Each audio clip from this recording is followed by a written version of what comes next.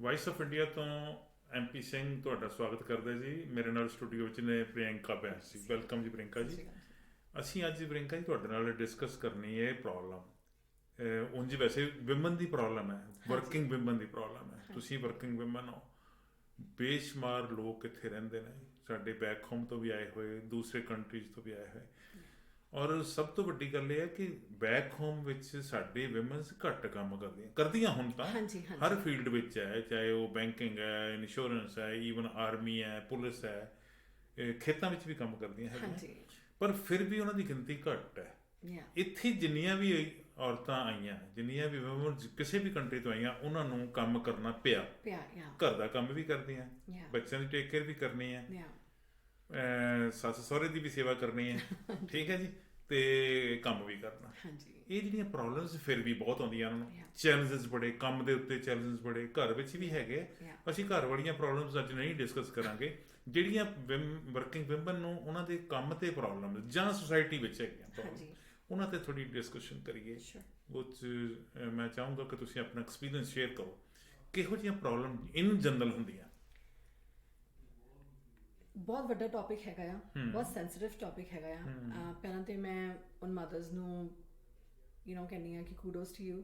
ਬਹੁਤ ਵਧੀਆ ਗੱਲ ਹੈਗੀ ਹੈ ਕਿ ਜੇ ਤੁਸੀਂ ਸਾਰਾ ਕੁਝ ਮੈਨੇਜ ਕਰ ਸਕਦੇ ਹੋ, ਐਂਡ ਮੈਨੇਜ ਕਰਨਾ ਵੀ ਪੈਂਦਾ ਹੈ ਸਮਟਾਈਮਸ, ਆਪਣੇ ਲਾਈਫ ਸਟੈਂਡਰਡ ਨੂੰ ਦੇਖਦੇ ਹੋਏ, ਖਰਚਿਆਂ ਨੂੰ ਦੇਖਦੇ ਹੋਏ ਸਾਰਾ ਕੁਝ ਮੈਨੇਜ ਕਰਨਾ ਪੈਂਦਾ ਆ। ਇਹਦੇ ਵਿੱਚ ਘਰ ਤੋਂ ਵੀ ਬਹੁਤ ਸਪੋਰਟ ਦੀ ਲੋੜ ਹੈਗੀ ਆ, ਸਾਰਿਆਂ ਨੂੰ ਇਕੱਠੇ ਮਿਲ ਕੇ ਕੰਮ ਕਰਨ ਦੀ ਬਹੁਤ ਲੋੜ ਹੈਗੀ ਆ, ਤਾਂ ਕਿ ਲੇਡੀ 'ਤੇ ਇਕੱਲਾ ਸਾਰਾ ਭਾਰ ਨਾ ਪੈ ਜਾਏ ਕਿ ਉਹਨੇ ਘਰ ਜਾ ਕੇ ਖਾਣਾ ਵੀ ਬਣਾਉਣਾ ਆ, ਉਹਨੇ ਬੱਚੇ ਵੀ ਸੰਭਾਲਣੇ ਆ, ਉਹਨੇ ਸਾਰਾ ਕੁਝ ਕਰਨਾ ਆ। ਮੈਂ ਇੱਕ ਗੱਲ, ਜਿਹੜੇ ਲੋਕ ਵੀ ਸਾਨੂੰ ਸੁਣ ਰਹੇ ਨੇ, ਮੈਂ ਇਹ ਗੱਲ ਕਹਿਣਾ ਚਾਹੁੰਦੀ ਹਾਂ ਕਿ ਜਦੋਂ ਵੀ ਕੋਈ ਮਦਰ ਕੰਮ 'ਤੇ ਜਾਂਦੀ ਆ ਅਤੇ ਉਹ ਇਹ ਨਹੀਂ ਹੁੰਦਾ ਕਿ ਸਿਰਫ ਉਹਨੇ ਕੰਮ 'ਤੇ ਚੱਲ ਗਈ, ਉਹਦਾ ਕੰਮ ਡਨ ਹੋ ਗਿਆ। ਉਹਦੇ ਵਿੱਚ ਹਮੇਸ਼ਾ ਇਹ ਰਹਿੰਦਾ ਕਿ ਮੈਂ ਆਪਣੇ ਬੱਚਿਆਂ ਨੂੰ ਛੱਡ ਕੇ, ਹਾਂਜੀ, ਪਿੱਛੇ ਹੀ ਰਹਿੰਦਾ ਆ। ਅਤੇ ਹਮੇਸ਼ਾ ਵੀ ਲਾਈਕ ਘਰ ਜਾਣ ਦੀ ਛੇਤੀ ਹੁੰਦੀ ਆ ਕਿ ਅਸੀਂ ਛੇਤੀ ਛੇਤੀ ਖਤਮ ਕਰਕੇ ਘਰ ਨੂੰ ਜਾਈਏ। ਆਪਣੇ ਉਹ ਕੰਮ ਤੋਂ ਬੱਚਿਆਂ ਨੂੰ ਫੋਨ ਕਰਕੇ ਪੁੱਛੀ ਜਾਂਦੀ, ਹਾਂਜੀ ਬਿਲਕੁਲ, ਤੁਸੀਂ ਖਾ ਲਿਆ, ਸੌਂ ਲਿਆ। ਹੁਣ ਜਿੱਦਾਂ ਜਦ ਮੇਰਾ ਫਰਸਟ ਬੇਬੀ ਹੋਇਆ ਸੀਗਾ, ਮੇਰਾ ਸਨ, ਅਤੇ ਉਹ ਮੇਰੇ ਮਦਰ ਇਨ ਲਾਅ ਦੇ ਕੋਲ ਜਾਂਦਾ ਸੀਗਾ, and I use to go to work, ਐਂਡ ਉਹ ਮੇਰੇ ਬੇਟੇ ਦੀ ਟੇਕ ਕੇਅਰ ਕਰਦੇ ਸੀਗੇ। ਅਤੇ ਮੈਂ ਕਈ ਵਾਰੀ ਦਿਨ 'ਚ ਫੋਨ ਕਰਨਾ ਅਤੇ ਮੇਰੇ ਮਦਰ ਇਨ ਲਾਅ ਨੇ ਕਹਿਣਾ, ਪ੍ਰਿਯੰਕਾ ਉਹ ਬਿਲਕੁਲ ਠੀਕ ਹੈਗਾ, ਕੋਈ ਪ੍ਰੋਬਲਮ ਨਹੀਂ, ਹਾਂ ਤੂੰ ਫਿਕਰ ਨਾ ਕਰ। ਅਤੇ ਮੈਂ ਉਹਨਾਂ ਨੂੰ ਕਹਿਣਾ, ਮੈਂ ਕਿਹਾ ਨਹੀਂ ਮਾਮ, ਮੈਨੂੰ ਇਹ ਨਹੀਂ ਹੈਗਾ ਕਿ ਮੈਨੂੰ ਫਿਕਰ ਹੈਗਾ ਕਿ ਇਹਨੂੰ ਕੁਛ ਹੋਇਆ, ਪਰ ਮੈਨੂੰ ਆਪਣੇ ਮਨ 'ਚ ਤਸੱਲੀ ਹੋ ਗਈ ਹੈ ਕਿ ਹਾਂ ਮੈਂ ਇਹਦੀ ਆਵਾਜ਼ ਸੁਣ ਲਈ ਆ, ਜਾਂ ਇਹ ਖੇਡ ਰਿਹਾ ਆ, ਹੈ ਨਾ, ਬਸ। ਅਤੇ ਉਹ ਹਮੇਸ਼ਾ ਸਾਡੇ ਬੈਕ ਬਰਨਰ ਵਿੱਚ ਉਹ ਗੱਲ ਰਹਿੰਦੀ ਹੈ ਕਿ ਅਸੀਂ ਬੱਚੇ ਛੱਡ ਕੇ ਆਏ ਹੈਗੇ ਆ। ਅਤੇ ਵਰਕਿੰਗ ਵੂਮਨ ਵਾਸਤੇ ਜਿਹੜੀ ਕੰਮ 'ਤੇ ਵੀ ਸਟਰਗਲ ਹੈਗੀ ਆ, ਹੁਣ ਜਿਹੜੇ ਕੰਮ ਹੈਗੇ ਨੇ ਉਹ ਕਾਫੀ ਬੈਟਰ ਹੋ ਰਹੇ ਨੇ। ਉਹ ਇਨ ਪ੍ਰੋਬਲਮਸ ਨੂੰ ਅੰਡਰਸਟੈਂਡ ਕਰ ਰਹੇ ਨੇ ਕਿ ਘਰੇ ਬੱਚੇ ਛੱਡ ਕੇ ਆਏ ਨੇ, ਜੇ ਕਿਸੇ ਮਦਰ ਨੂੰ ਬੱਚੇ ਕਰਕੇ ਘਰੇ ਰਹਿਣਾ ਵੀ ਪੈਂਦਾ ਆ ਅਤੇ ਛੁੱਟੀ ਕਰਨੀ ਪੈਂਦੀ ਆ, ਜਾਂ ਫਿਰ ਇਹ ਆਪਸ਼ਨ ਦੇਣਾ ਕਿ okay you can work from home. ਅਤੇ ਹੁਣ ਜਿਹੜਾ ਇਹ ਸਭ ਕੋਵਿਡ ਨੇ ਇੱਕ ਚੀਜ਼ ਪ੍ਰੂਵ ਕਰ ਦਿੱਤੀ ਆ ਕਿ people can work from home, it is possible ਘਰੋਂ ਕਰ ਸਕਦੇ। ਹਾਂ, ਇੱਕ ਸਟਰਗਲ ਘਰੇ ਰਹਿ ਕੇ ਇਹ ਹੈਗੀ ਆ ਕਿ ਘਰੋਂ ਕੰਮ ਕਰਨਾ, ਉਹਨੂੰ ਵੀ ਮੈਨੇਜ ਕਰਨਾ, ਬੱਚੇ ਵੀ ਮੈਨੇਜ ਕਰਨੇ, ਸਾਰਾ ਕੁਛ ਮੈਨੇਜ ਕਰਨਾ gets difficult, but this is possible, so which is good. And I think ਇਹ ਅੱਗੇ ਜਾ ਕੇ ਇੰਪਲੀਮੈਂਟ ਹੋਣਾ ਚਾਹੀਦਾ ਕਿ ਜੇ ਕੋਈ ਬੱਚੇ ਦੀ ਤਬੀਅਤ ਖਰਾਬ ਹੈਗੀ ਆ ਅਤੇ ਇੱਕ ਮਦਰ ਨੂੰ ਅਪਰੂਵਲ ਦੀ ਲੋੜ ਨਾ ਪਏ ਕਿ ਤੁਸੀਂ ਮੇਰੀ ਇਹ ਅਪਰੂਵ ਕਰ ਦਿਓ, ਮੈਂ ਅੱਜ ਛੁੱਟੀ ਲੈਣੀ ਆ ਕਿ ਬੱਚੇ ਦੇ ਮੈਂ ਨਾਲ ਰਹਿਣਾ ਚਾਹੁੰਦੀ ਹਾਂ।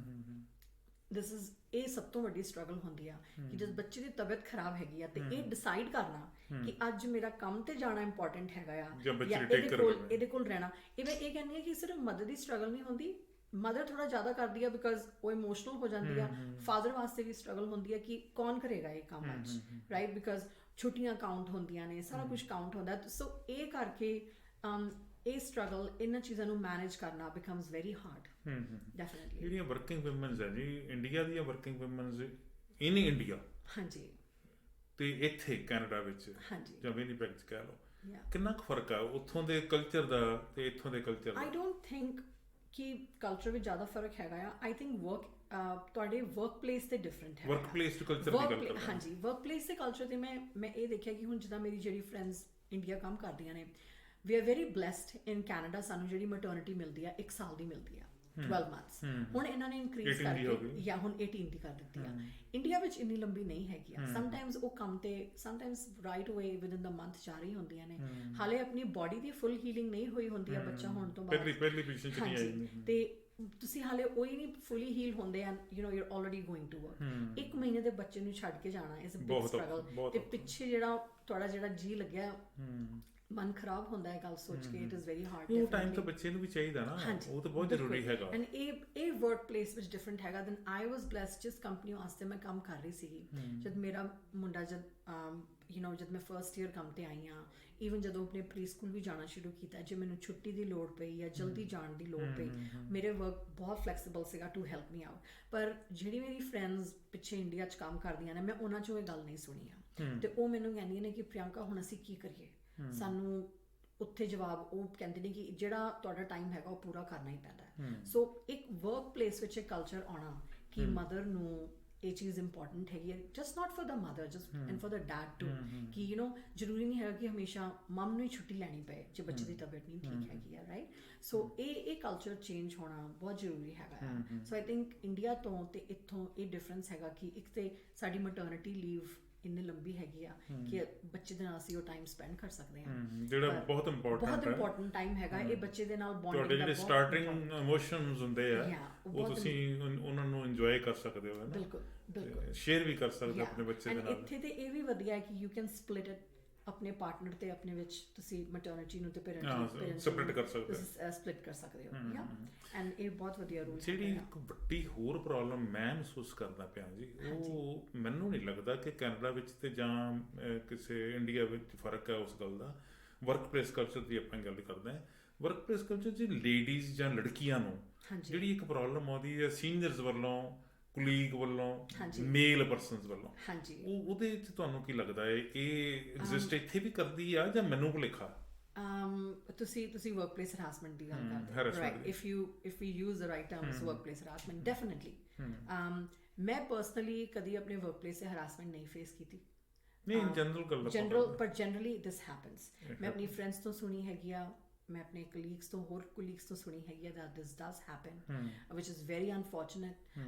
ਅਸੀਂ ਇਹ ਸੋਚ ਲੈਂਦੇ ਹਾਂ ਕਿ ਲੇਡੀ ਹੈਗੀ ਆ, ਕੰਮ ਤੇ ਆ ਰਹੀ ਆ, and maybe it will be easy, ਅਸੀਂ ਇਹਨੂੰ ਕੁਝ ਵੀ ਕਹਿ ਕੇ ਜਾ ਸਕਦੇ ਹਾਂ ਜਾਂ ਕੁਝ ਵੀ ਬੋਲ ਸਕਦੇ ਹਾਂ, which is not right.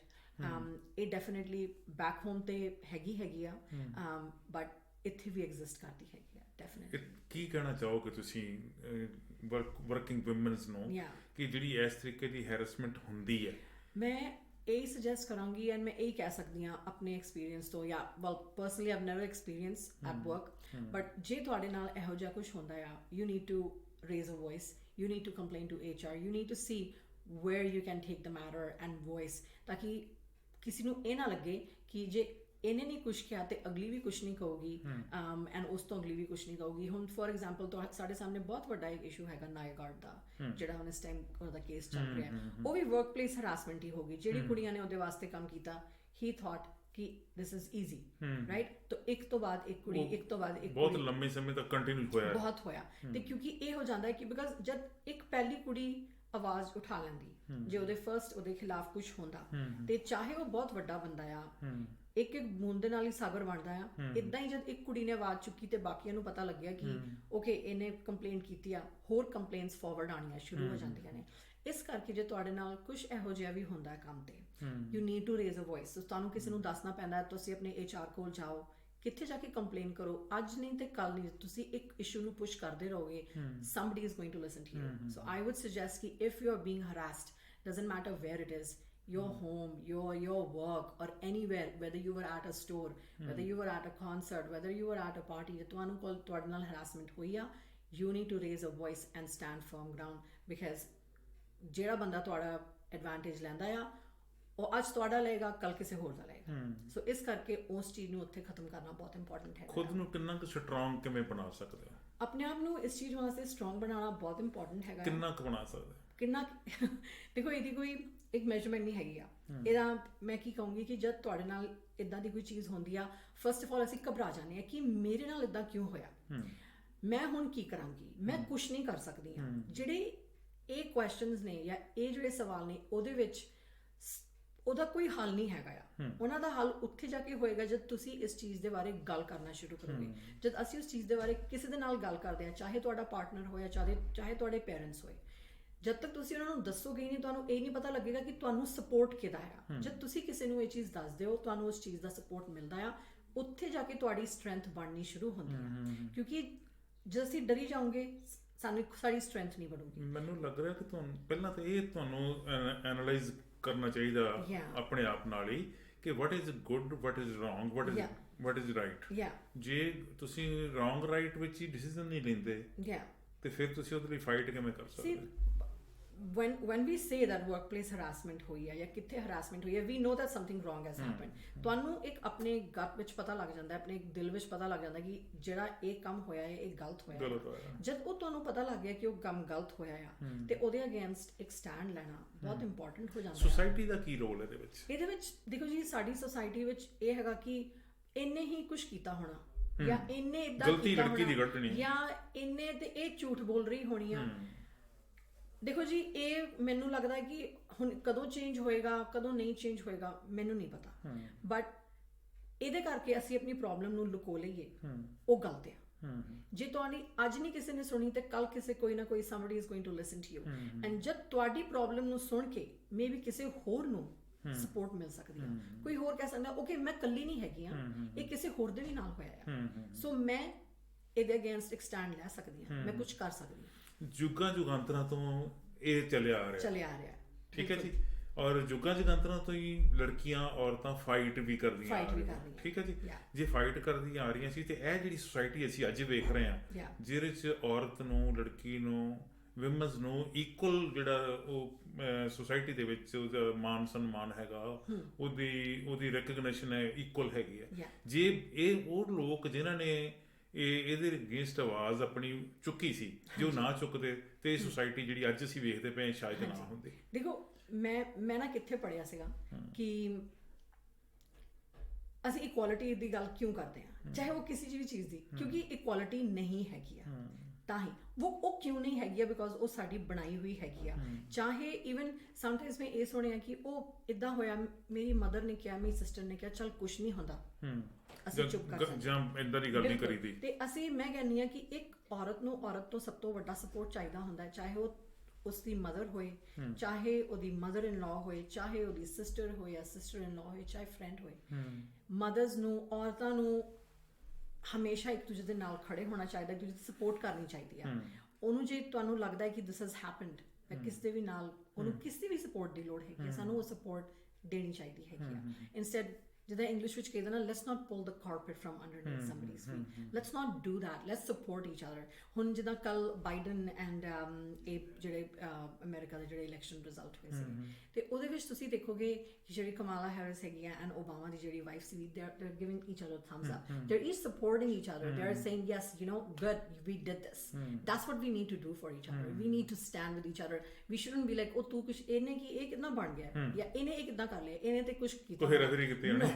ਜੇ ਕੋਈ ਕੁਛ ਬਣ ਗਿਆ ਤੇ ਉਹਨੂੰ ਇਹ ਕਹਿਣਾ good, I'm so proud of you, good you did it, this, you know, because my win is not just my win, it's the win for all other women too। if I have been able to accomplish something, ਜੇ ਮੈਂ ਕੁਛ ਕੀਤਾ ਹੈਗਾ ਆ, ਮੈਂ ਇਕੱਲੇ ਨੇ ਨਹੀਂ ਕੀਤਾ, ਮੇਰੇ ਨਾਲ 4 ਹੋਰ ਜੁੜਨਗੀਆਂ, ਮੈਨੂੰ ਦੇਖ ਕੇ ਸ਼ਾਇਦ ਅੱਗੇ ਵਧਣਗੀਆਂ। ਲਾਸਟ ਕੁਐਸਚਨ ਜੀ, ਹਾਂਜੀ, ਇਹ ਸਾਡੀ ਕਮਿਊਨਿਟੀ ਵਿੱਚ ਤਾਂ ਇਹ ਦਿੱਕਤਾਂ ਆਮ ਸੁਣਨ ਨੂੰ ਮਿਲਦੀਆਂ ਹੈ। ਹਾਂਜੀ, ਜਿਹੜੀ ਇੱਥੇ ਜਿਹਨੂੰ ਕਹਿੰਦੇ ਮੇਨ ਸਟ੍ਰੀਮ, ਹਾਂਜੀ, ਉਹਦੇ ਵਿੱਚ ਵੀ ਇਹੋ ਜਿਹੀਆਂ ਸੇਮ ਪ੍ਰੋਬਲਮ, ਸੇਮ ਇਸ਼ੂਜ਼ ਹੈਗੇ ਨੇ। ਮੈਂ ਵਿਮਨਸ ਦੇ ਇਸ਼ੂਜ਼ ਆਲਮੋਸਟ ਸੇਮ ਦੇਖੇ ਹੈਗੇ ਆ ਕਿ ਵਿਮਨ ਹਮੇਸ਼ਾ ਕਹਿਣਗੇ ਯੂ نو ਮੇਰੇ ਪ੍ਰਗਤੀ ਨੂੰ ਦੇਖ ਕੇ ਉਹ ਨਹੀਂ ਖੁਸ਼ ਹੋਈ ਆ ਜਾਂ ਉਹਨੂੰ ਬੈਡ ਲੱਗਿਆ ਆ ਜਾਂ ਉਹ ਜੈਲਸ ਹੋਈ ਆ। ਇਹ ਕਿਉਂ ਹੁੰਦੇ ਆ ਯੂਜ਼ ਵਰਡਸ? ਇਹ ਵਾਲੇ ਵਰਡਸ ਨਹੀਂ ਯੂਜ਼ ਹੋਣੇ ਚਾਹੀਦੇ ਆ।